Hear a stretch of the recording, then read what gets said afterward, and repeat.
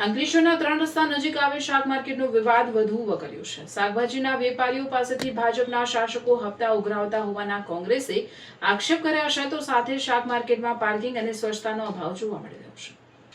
અંકલેશ્વર 3 રસ્તા શાક માર્કેટના વ્યવસ્થાપનમાં નગરપાલિકા તંત્રની નિષ્ફળતા હવે છતી થતી જોવા મળી રહી છે। એક તરફ વર્ષોથી સ્થાનિક ગામોની મહિલાઓ શાકભાજી વેચીને પરિવારનું ગુજરાન ચલાવે છે, ત્યારે બીજી તરફ તેમને યેનકેન પ્રકારે હેરાનગતિ કરવામાં આવતી હોવાના આક્ષેપો ઉઠી રહ્યા છે।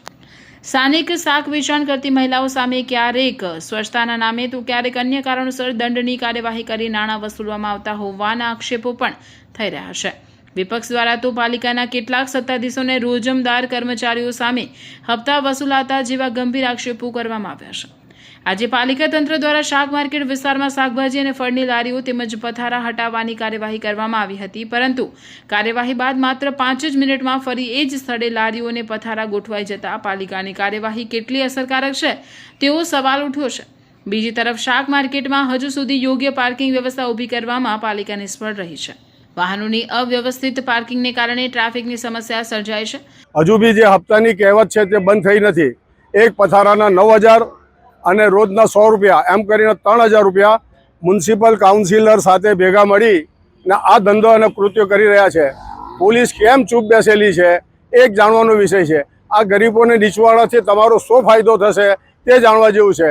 મોટી મોટી બૂંગભાગો પોકારી પ્રમુખ, કારોબારી ચેરમેન અને મુખ્ય અધિકારી ધાડા અને જેસીબી લઈને દોડી આવ્યા। પછી પાણીનું નામ ભૂ।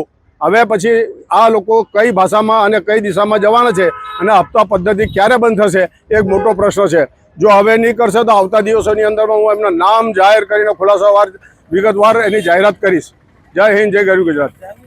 સવારે જે આ લારીઓ છે એ હટાવવામાં આવી છે, લોકલ જે છે એમને રોજગારી આપવામાં આવશે, પાછી મૂકી દીધી। કારણ કે આ પરપ્રાંતિયો 9000 રૂપિયા આપે છે ને જે ટોપલાવાળા છે તે 100 રૂપિયા આપે છે, જે રોજ આજુબાજુના ગામડાઓમાંથી લોકો આવે છે।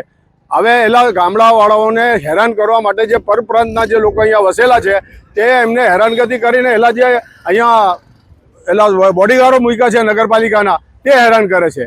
એટલે એ લોકો આ પ્રમાણેની વ્યવસ્થા બાદ ગોઠવી અને પૈસાનું વહીવટ માટે આ ધંધો કરી રહ્યો છે।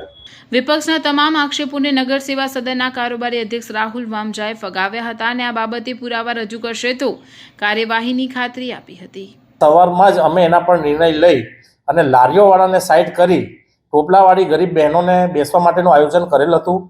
અને આજ એવું સાંભળવામાં આવ્યું છે કે અમુક લોકો દ્વારા, વિપક્ષ દ્વારા એવું કહેવામાં આવે છે કે જે લોકો ત્યાં હપ્તા લે છે તો મારું એમને એવું કહેવું છે કે તો એમને સાબિત કરે। અને વાત રહી હપ્તા લેવાની, તો અમે જે પણ લેતા છે એના પર કાયદેસરની કાર્યવાહી કરીશું। અને વિધવા બહેનો છે અમુક અને ટોપલાવાળી બહેનો જે ગામડેથી પણ આવે છે તો એમને સારામાં સારી સુવિધા માટે જ ત્યાં બ્લોક બી નાખવામાં આવ્યા છે અને સારામાં સારું એ લોકો ત્યાં આગળ બી કમાય એવી અમારા શુભેચ્છાઓ પણ છે અમને। પણ જે લારીઓવાળા જે આગળ ખોટી દાદાગીરીથી જેમને પણ ઊભી રાખી હશે તેને આજે ને આજે સાઈડ કરવા માટેના અમે તમામ પ્રયાસો કર્યા પણ છે અને હમણાં બધું સાફ સફાઈ ચાલે પણ છે।